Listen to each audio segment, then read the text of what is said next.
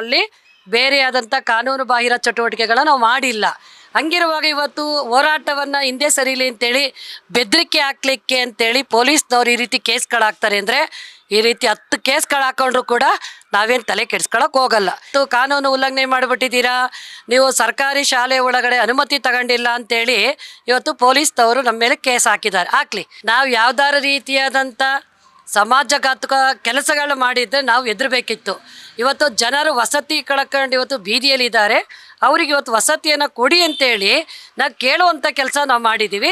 BJPಯವರು ಅಲ್ಲಿ ಬಂದು ಅಕ್ರಮ ವಲಸಿಗರು ಅಂದರು, ಬಾಂಗ್ಲಾದೇಶದವರು ಅಂತ ಹೇಳಿದ್ರು, ಟೆರರಿಸ್ಟ್ ಇದ್ದಾರೆ ಇಲ್ಲಿ ಹುಟ್ಕೋತಾರೆ ಅಂತ ಹೇಳಿದ್ರು, ಭಯೋತ್ಪಾದಕರು ಹುಟ್ಕೋತಾರೆ ಅಂತೇಳಿ ಪ್ರವೋಕಿಂಗ್ ಆಗಿ ಮಾತಾಡಿದಂಥ BJP ಮೇಲೆ ಯಾಕೆ ಇವರು ಕೇಸ್ ಹಾಕಲಿಲ್ಲ?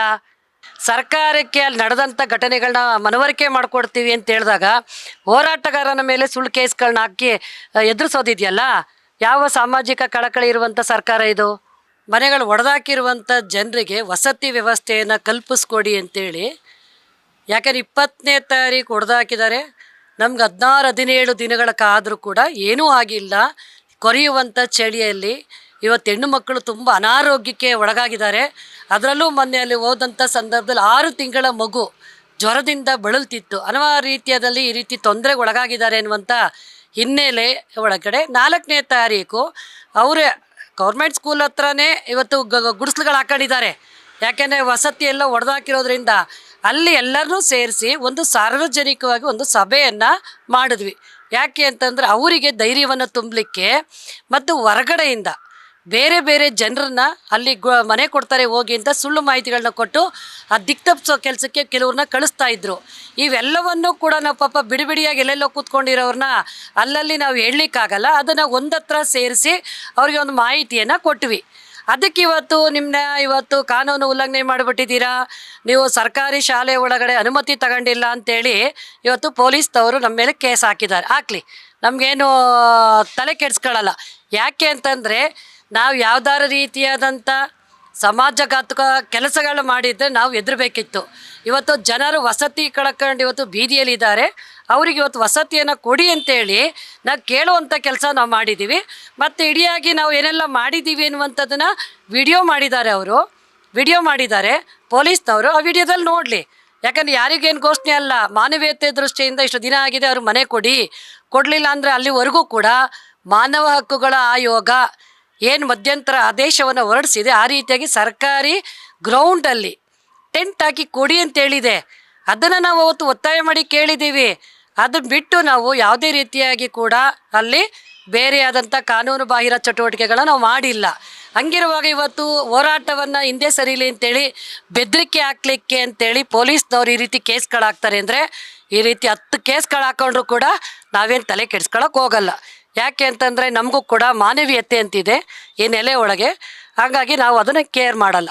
ಇನ್ನೊಂದು, BJPಯವರು ಅಲ್ಲಿ ಬಂದು ಅಕ್ರಮ ವಲಸಿಗರು ಅಂದರು, ಬಾಂಗ್ಲಾದೇಶದವರು ಅಂತ ಹೇಳಿದ್ರು, ಟೆರರಿಸ್ಟ್ ಇದ್ದಾರೆ ಇಲ್ಲಿ ಹುಟ್ಕೋತಾರೆ ಅಂತ ಹೇಳಿದ್ರು, ಭಯೋತ್ಪಾದಕರು ಹುಟ್ಕೋತಾರೆ ಅಂತೇಳಿ ಪ್ರವೋಕಿಂಗ್ ಆಗಿ ಮಾತಾಡಿದಂಥ BJP ಮೇಲೆ ಯಾಕೆ ಇವರು ಕೇಸ್ ಹಾಕಲಿಲ್ಲ? ಅವರು ಕೂಡ ಒಂದು ಗ್ಯಾಂಗೇ ಬಂದ್ರಲ್ವಾ. 2-3 ದಿನ ಬಂದಲ್ಲಿ ಹೆಣ್ಮಕ್ಳ ಹತ್ರ ಅವ್ರ ಕಷ್ಟ ಸುಖ ಕೇಳೋ ಬದಲಿಗೆ ಧಮಕಿ ಕೊಟ್ಟು ಹೋದ್ರಲ್ಲ, ಅವ್ರ ಮೇಲೆ ಯಾಕೆ ಕೇಸ್ ಹಾಕಲಿಲ್ಲ? ಹಾಗಾದರೆ ಪೊಲೀಸ್ನವ್ರು BJPಗಳ ಏಜೆಂಟಾಗಿ ಕೆಲಸ ಮಾಡ್ತಾ ಇದ್ದೀರಾ ಅಂತೇಳಿ ಇವತ್ತು ನಾವು ಕೇಳಬೇಕಾಗ್ತದೆ. ಯಾರಾದರೂ ಹಾಕ್ಕೊಳ್ಳಿ, ಇವತ್ತು ಅಲ್ಲಿ ಜನರಿಗೆ ಯಾರೇ ಆಗಲಿ ನಿರಾಶ್ರಿತರಾಗಿ ನಿಂತಂಥ ಸಂದರ್ಭದಲ್ಲಿ ಮಾನವೀಯತೆ ದೃಷ್ಟಿಯಿಂದ ಸಹಾಯ ಮಾಡಲಿಕ್ಕೆ ಎಲ್ಲರೂ ಕೂಡ ಮುಂದಾಗ್ತಾರೆ. ಆ ರೀತಿ ಮುಂದಾಗೋದೇ ತಪ್ಪು ಅಂತೇಳಿ ಕೇಸ್ ಹಾಕ್ತೀವಿ ಅಂತಂದರೆ ಯಾವ ಕಾನೂನಲ್ಲಿ ಇದೆ ಆ ರೀತಿ ಕೇಸ್ ಹಾಕಲಿಕ್ಕೆ? ಅದನ್ನು ನಾವು ಇವತ್ತು ಪ್ರಶ್ನೆಯನ್ನು ಮಾಡ್ತೀವಿ. ಹಾಗಾಗಿ ಇವತ್ತು ಅಲ್ಲೇನು ಪ್ರವೋಕಿಂಗ್ ಆಗಿ ಮಾಡಿದಂಥ BJPಯವರಿಗೆ ನೀವು ಓಲೈಕೆ ಮಾಡ್ತಾ ಇವತ್ತು ಅಲ್ಲಿ ಏನೂ ಹಾಕದೆ ಇವತ್ತು ಹೋರಾಟಗಾರರ ಮೇಲೆ ಕೇಸ್ ಹಾಕಿ ಎದುರಿಸ್ತೀವಿ ಅನ್ನೋದಾದರೆ ಅದು ತಪ್ಪು ಅಂತೇಳಿ ಹೇಳ್ತೀವಿ. ಇಂತಹ ಹೋರಾಟಗಳನ್ನ ನಾವು ಹಲವಾರು ವರ್ಷಗಳಿಂದ ನಿರಂತರವಾಗಿ ಮಾಡ್ಕೊತಾ ಬಂದಿದ್ದೀವಿ. ನಿರಂತರವಾಗಿ ಕೇಸ್ಗಳನ್ನ ಹಾಕ್ಸ್ಕೊಂಡಿದ್ದೀವಿ. ನಾವು ಎಲ್ಲವನ್ನು ಕೂಡ ಹಿಮ್ಮೆಟ್ಟಿಸಿನೇ ಇವತ್ತು ಹೋರಾಟ ಚಳುವಳಿಗಳಲ್ಲಿ ನಂಬಿಕೆ ಇಟ್ಕೊಂಡು ಇವತ್ತು ಇರುವಂಥ ಜನ. ಹಾಗಾಗಿ ಅಲ್ಲಿಯ ಜನರಿಗೆ ಇವತ್ತು ನೆಲೆ ಸಿಗುವವರೆಗೂ ಕೂಡ ನಾವು ನಿರಂತರವಾಗಿ ಅವರ ಜೊತೆಯಲ್ಲಿ ಇರ್ತೀವಿ. ಈಗ 4 ಜನರ ಮೇಲೆ ಹಾಕಿದ್ದಾರೆ.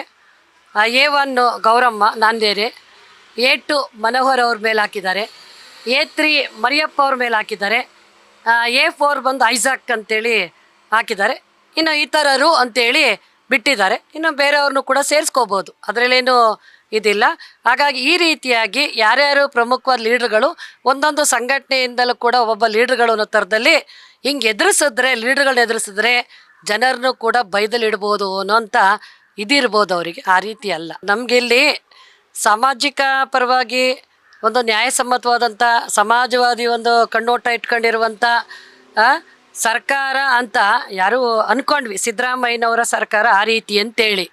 ಆದರೆ ಇವತ್ತು ಆ ಗುಡಿಸ್ಲುಗಳನ್ನ ಒಡೆದು ಬೀದಿಗೆ ಬಿಟ್ಟು ಬೀದಿ ಪಾಲು ಮಾಡಿರುವಂಥ ಇದರಲ್ಲಿ ಯಾವ ಮಾನವೀಯತೆ ಇದೆ ಏನೋ ಅಂಥದ್ದು ಒಂದು. ಮತ್ತು ಹೋರಾಟವನ್ನು ಮಾಡ್ತೀವಿ, ಸರ್ಕಾರಕ್ಕೆ ಅಲ್ಲಿ ನಡೆದಂಥ ಘಟನೆಗಳನ್ನ ಮನವರಿಕೆ ಮಾಡಿಕೊಡ್ತೀವಿ ಅಂತ ಹೇಳಿದಾಗ ಹೋರಾಟಗಾರನ ಮೇಲೆ ಸುಳ್ಳು ಕೇಸ್ಗಳನ್ನ ಹಾಕಿ ಎದುರಿಸೋದಿದೆಯಲ್ಲ, ಯಾವ ಸಾಮಾಜಿಕ ಕಳಕಳಿ ಇರುವಂಥ ಸರ್ಕಾರ ಇದು? ಇದು ಜನವಿರೋಧಿ ಸರ್ಕಾರ ಅಂತೇಳಿ ನಾವು ಭಾವಿಸ್ಬೇಕಾ? ಇಲ್ಲ ಜನಪರವಾಗಿದೆ ಅಂತೇಳಿ ಭಾವಿಸ್ಬೇಕಾ? ಯಾರು ಪರವಾಗಿದೆ ಅಂತೇಳಿ ಭಾವಿಸ್ಬೇಕು? ಯಾವುದೇ ಒಂದು ಸರ್ಕಾರ ಜಾಗದಲ್ಲಿ ಹಾಕೊಂಡಿರ್ಬೋದು, ಆದರೆ ಅದನ್ನು ಕರೆಕ್ಟಾಗಿ ಕೂಲಂಕುಷವಾಗಿ ನೋಡಿ ಅವ್ರಿಗೊಂದು ಬದಲಿ ವ್ಯವಸ್ಥೆ ಮಾಡಿ. ಯಾವುದೋ ಒಂದು ಪ್ರಾಣಿಗಳಿಗೆ, ನಾಯಿಗೆ ಇವತ್ತು ನಾಯಿಗಳನ್ನ ರೋಡಲ್ಲಿ ಬಿಡಬೇಡಿ, ಅಲ್ಲಿ ಬಿಡಬೇಡಿ, ಅದಕ್ಕೊಂದು ತಂಗುದಾಣ ಮಾಡಿ ಅಲ್ಲಿ ಸೇಫ್ ಮಾಡಬೇಕು ಅಂತೇಳಿ ಸುಪ್ರೀಂ ಕೋರ್ಟ್ ಹೇಳುತ್ತೆ ಅಂತಂದರೆ ಮನುಷ್ಯರು ಸ್ವಾಮಿ, ಪ್ರಾಣಿಗಳಿಗಷ್ಟೆಲ್ಲ ನೀವು ಕನಿಕರ ತೋರಿಸೋಂಥ ಕೋರ್ಟ್ಗಳು ಇವತ್ತು ಮನುಷ್ಯರನ್ನು ಕೂಡ ಇವತ್ತು ಅವರಿಗೆ ಆದಂಥ ರೀತಿಯಲ್ಲಿ ವಸತಿ ವ್ಯವಸ್ಥೆಯನ್ನು ಕಲ್ಪಿಸ್ಕೊಡಿ ಅಂತೇಳಿ. ಅವ್ರು ಹೊಡೆದಾಕಿರೋರು ನೀವು, ಅವರೆಲ್ಲ ಹೊಡೆದಾಕಿದ್ದು, ಆಯಿತಾ? ಹಾಗಾಗಿ ಇವತ್ತು ಸರ್ಕಾರ ತುಂಬ ಡಿಲೇ ಮಾಡ್ದಿರ, ಇವತ್ತಿಗೆ 20 ದಿನ ಆಗ್ತಾ ಬರ್ತಾ ಇದೆ. ಹಾಗಾಗಿ ಡಿಲೇ ಮಾಡ್ದಿರ ತಕ್ಷಣದಲ್ಲಿ ಇವತ್ತು ಅವರಿಗೆ ವಸತಿ ವ್ಯವಸ್ಥೆಯನ್ನು ಕಲ್ಪಿಸ್ಕೊಡ್ಬೇಕು. ಈಗ ಯಾರೋ ಬೆದರಿಕೆ ಆಗ್ತಾರೆ ಅಂತೇಳಿ ಗೊಡ್ಡು ಬೆದರಿಕೆಗಳಿಗೆ ಸರ್ಕಾರ ಎದುರ್ಕೊಂಡ್ರೆ ಇವತ್ತು ಅಲ್ಲಿರುವಂಥ ಜನರಿಗೆ ಇವತ್ತು ದ್ರೋಹ ಮಾಡ್ದಂಗೆ ಆಗ್ತದೆ. ಮಾನವೀಯತೆ ಇಲ್ಲ ಅನ್ನುವಂಥ ಅಮಾನವೀಯವಾಗಿ ನಡ್ಕೋತಿದ್ದೀರಾ ಅಂತೇಳಿ ಕೂಡ ಇವತ್ತು ನಾವು ಹೇಳಬೇಕಾಗ್ತದೆ.